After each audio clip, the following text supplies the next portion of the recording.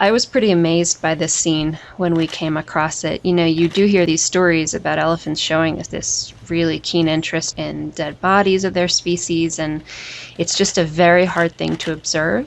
So to find a body to begin with is not that easy, and then to be able to witness what happens afterwards, where you have these other elephants exploring the body, is an extremely rare event.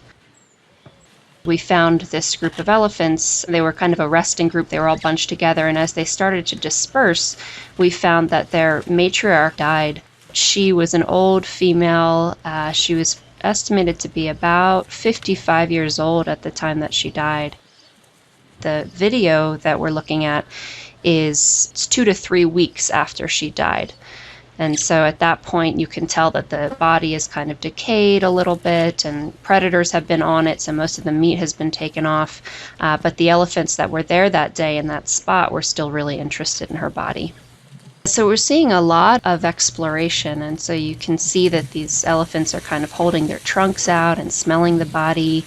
There's a young male called Omtata who is picking up her dried ear and kind of exploring inside her skull and really investigating. And then the other thing that I was just really amazed by was how much standing around there was. You know, elephants don't waste a lot of time in terms of feeding. I mean, they have to feed for about 20 hours a day just to get all the nutrients that they need.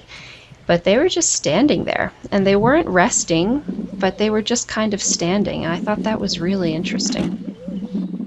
If you look for it, you can see that some of the elephants have streaming from their temporal glands. So these are glands behind their eyes that will stream temporin when they have sort of elevated levels of emotion. And so you see them do it when they're really excited, or you see them do it when they're really stressed. And the interesting thing is that, you know, the video that we're looking at, those are not her relatives at all. She knew them. Those are other elephants in the population that also use that area a lot. I don't know if elephants are mourning.